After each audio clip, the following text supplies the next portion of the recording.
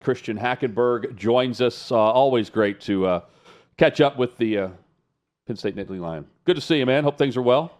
What's up, fellas? Appreciate you having me on again. Yeah, man. So, I mean, you've been through the combine deal as a second round pick. Does it suck? Like all the players that are going through that last week, is it ridiculous, or does it actually, when you're there, feel like a job interview?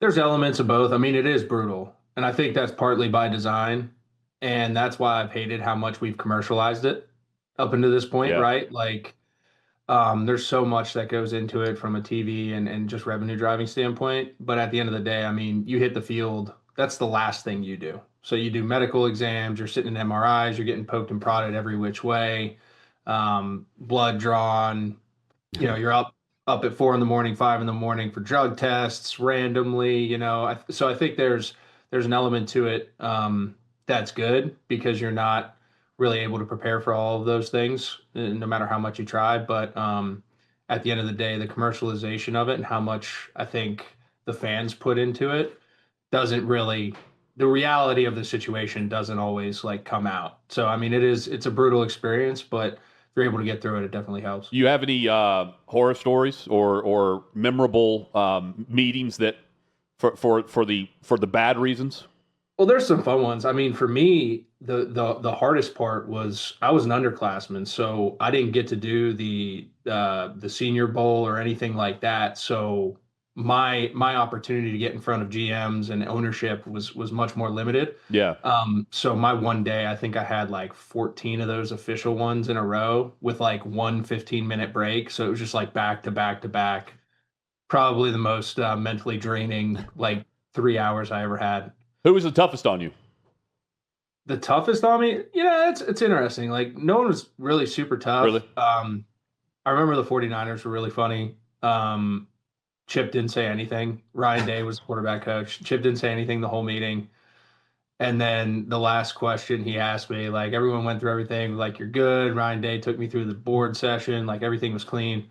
And Chip just goes, all right, man, I only got one thing for you. Bill O'Brien, James Franklin, bare knuckle boxing match. Who wins? That's awesome. I was like, "You really gonna do that?" So, and what was your answer? We'll keep that. Chip knows that one. We'll keep that there. Oh man. Speaking of James Franklin, Drew Allar, obviously the injury a concern, but what do you think about him, the former Penn State quarterback, now as he gets ready to try to embark on an NFL career? Yeah, I think he's interesting. It might take. It applies for Drew. I think it applies for a lot of guys, unless you're talking, Fernando Mendoza, the guys that have just completely established themselves as like a sure lock. It matters where you land. And obviously I have some bias in there from my experience, but like where Drew goes, I think is going to be more monumental to his success in the league as opposed to when he goes. So there are quarterbacks now, and I guess there have always been, but more so now. Quarterbacks without much experience in college. Ty Simpson's the latest, but we've seen this for a while now. What is the first couple of seasons like for any quarterback, and just the grind, the in-game experience beyond that? Give us some examples of maybe what he doesn't know that he's about to find out. Well, I think it's really interesting because I think that this conversation even goes like beyond that, right? And I think specifically the quarterback position, there's so much that the system itself doesn't really do to prepare guys for this transition. Like things are getting easier. You're not really asked to do as much. And you can kind of take that all the way back to like all the pressure that's now on college coaches, right? It's less developmental, more mirroring the NFL thing. Like those guys are trying to keep food on their plate. So they're not necessarily going to spend the time. Yeah, they're not coaching. They're not investing in a player. Yeah. They're looking for results, right? So like the whole concept of like development is really tough because of the business side of sports. I think that's like broad stroke, right? Across all avenues. But so as a player, you're really trying to position yourself where you can get the most from a learning standpoint, the most from a cultural standpoint, and frankly, the most from like a momentum and how well I'm playing standpoint. So I think Ty Simpson, played well when he got his chance at a program that plays in, one of the two toughest conferences in the country. Learned and saw a lot. but there's an element of cognitive like pattern recognition that goes into getting those reps that I think are sometimes overlooked during the evaluation process because they run to the immediate gratification. He's playing really well, like Sherlock, can't miss type of situation. I think he's got a lot of things that are good for him, but the overall development in terms of really owning an offense and like down to the nitty gritty and then being able to operate, it takes time. And you've heard some of the best talk about it. Like, it's like, hey man, like I didn't really know what the hell I was doing until year 3 or 4 in the league, right? Those are the Patrick Mahomes, the Josh Allens, guys who got drafted and slotted in certain positions where they had that runway to learn and make those mistakes. Some guys just aren't going to have that. So it's a risk that ultimately the evaluators have to look at and see if they're willing to take a shot on it. Speaking of risk, Fernando Mendoza did not throw at the combine. When you see that, Christian, or with any other player, do you say, why not throw at the combine, or why would I throw at the combine for most guys? It's unique. I think Fernando's an outlier there. The tape speaks for itself. I really love his game. I think he's super fundamentally sound. What he did, where he did it, like risk reward for him is like, hey man, like you saw what we were able to do. But I think for most guys, man, when you have the opportunity to better your stock, especially with the with like your pro day coming down the pipe, right? Like those are 2 chances that you really have to get in front of people and put on a show. So for most guys that are trying to improve things, I would do it. But I think Fernando's in a unique position where he's really like the only lock, I think, in this quarterback class. So if I'm him, like totally agree with that. Yeah, you're going number 1. Yeah. Right? Pretty much. So among the offseason hires, is there a favorite fit for Christian Hackenberg for quarterback coach? It could be head coach, offensive coordinator, whoever you want to fit into that gap that you think is actually beneficial to the QB. Well, we'll just take Fernando. I think it's Clint Kubiak and Fernando. I think it's really interesting. Like clean slate, organization that struggled, has some good pieces. Obviously, a proven development a guy who can develop the position. Yeah. With what he did with Sam Darnold. But like, I think it's so important when you get to the NFL to have the least amount of distractions as possible, especially with an investment like that in the first round guy. Fernando's a unique cat. Like, I don't think you can find a bad thing about him. So I think it's a really cool scenario that I don't think we've seen often, where you got a guy coming in with no baggage, really good football player, coach coming in, just won a Super Bowl as an offensive coordinator, offensive guy. Like there's a lot of things that are really good for Fernando and trending in that direction. I think that's one. And then if I was to throw another one out there that's also slightly hypothetical and not for sure locked in, it would be McCarthy and Rodgers, if that could happen, and see if that goes full circle. Okay. I'd love to see it. I think that's the plan, is one more year with Aaron Rodgers and now with Mike McCarthy, and see how that goes. Yeah. One from college, new coaching hire, new quarterback, the pairing, Lane Kiffin and Sam Leavitt, that LSU. Yeah. What do you think? Yeah, it's obvious that Lane can develop the position. His track record speaks for itself.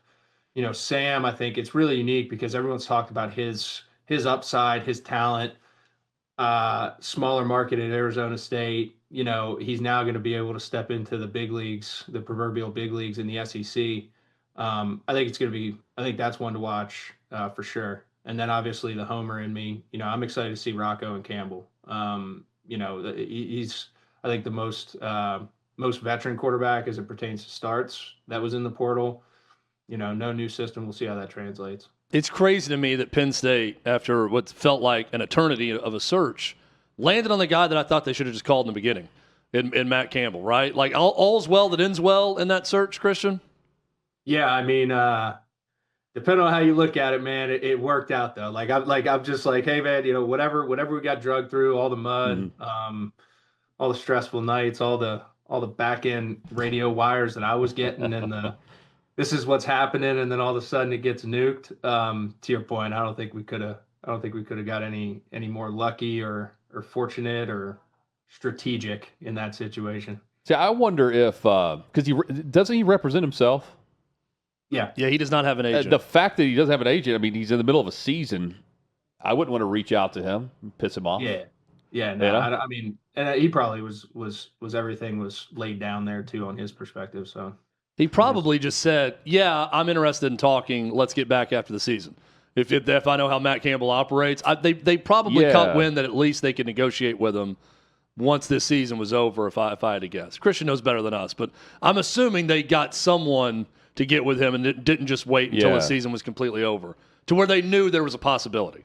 You following this College Sports Council at all? A little bit.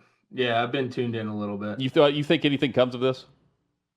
Yeah, I don't know, man. I think it's necessary. I will say that. I think just the stuff that I do on the side, being around like NIL for the past 3 years and the different infrastructures and the way things have been set up, I think the direction the sport's going, you're going to need better guardrails for everybody involved. Because right now it's, I just think it was extremely premature and not well thought out how this whole thing was rolled out.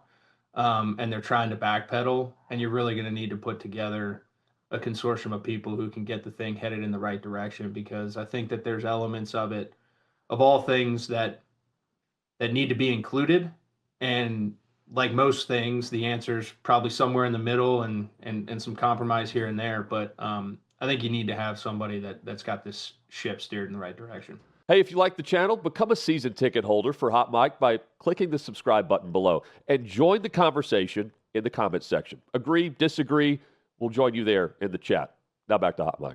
So Josh Heupel and Tennessee are turning to the Big Ten for solutions this offseason, right? They're looking north because they had a season that was disappointing. They had a great offense, but they go 8-5 because they couldn't stop anybody, and they weren't particularly tough physically as the year went on. So they go and make Derek Owings of Indiana the highest paid strength coach in all of college football and his entire staff. And they bring in Jim Knowles, a guy you know from his time at Penn State, to lead the defense. What do you think of those two hires? And Christian, is it true that Jim Knowles' system is very difficult to grasp, and it's a tough first season a lot of times for that very reason? Yeah, it is. That was a lot of the feedback that I got from inside our building. Jim knows what he wants to do, but it is extremely complex. And I mean, you know, I've known Anthony Poindexter for a really long time, and that's a name that I think some people can resonate with. But Dex back in the day was a badass dude when he put the helmet on, and great football player. And he's like, man, like this is like, in terms of getting it to these guys and them being able to digest it, and then not only digest it, but now implement it and play with speed.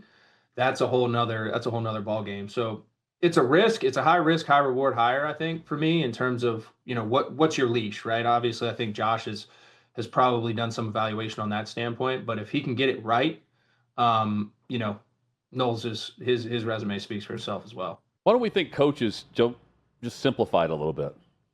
There's got to be a way to. If it's that difficult in year one, just simplify it a little bit. Well, and dumbing it down might be the wrong word, but like give a little bit less so you can play fast. Yeah. In year one, and then by year two, there's got to be an elevator system where then you're going to go up a notch the next year. Yeah. And then by year three, if guys have been there for 2 years already, then they're experts in the defense. Yeah, I'm going to be honest with you. I think part of it at Penn State was there were some gaps from a personnel standpoint that we had. Not talent, but just like how it fit, right? And I don't think it necessarily aligned with the whole infrastructure. So I think Jim leaned more on, I have to go high risk, high reward on my end. So I'm going to go complex and rely on splash plays to make our impacts on that side of the ball, as opposed to, you know, being able to run a base defense and feel really comfortable with all the matchups. Yeah, he's going to lean into his best players, is what you're saying. Yeah, and specifically with Heupel, it's interesting to me because they were just so bad on defense a year ago that if they just got a couple more stops, they're probably losing 2 or 3 games, right, and not 4 and then 5 at the end of the year. And they're playing around that bubble for the college football playoff because the offense was so good. I just like that.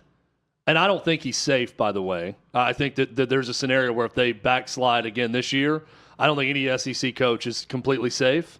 But he acknowledged that this is a team that needs to be more physical, and he went out. I think the biggest hire is the guy from Indiana, because you watch that Indiana team and what they did to people on the line of scrimmage.